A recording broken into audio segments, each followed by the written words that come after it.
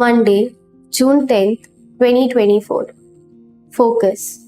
Blessed are you, rejoice and be glad, for your reward is great in heaven.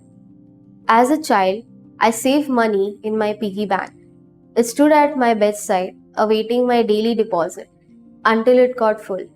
When I started working, I matured to bigger savings.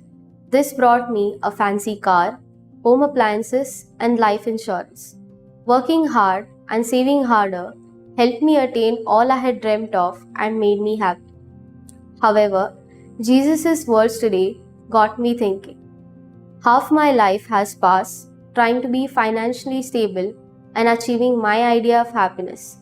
Yet have I forgotten the simple, blessed life I'm called to live as a child of God? I realize, sadly, how far have I strayed.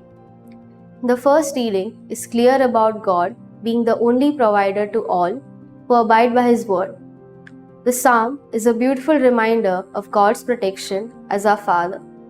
Jesus' blessings in the Beatitudes spell out the characteristics of the children of God and the kingdom of love we are expected to build as baptized Christians. Can we confidently claim all these blessings? If not, why not?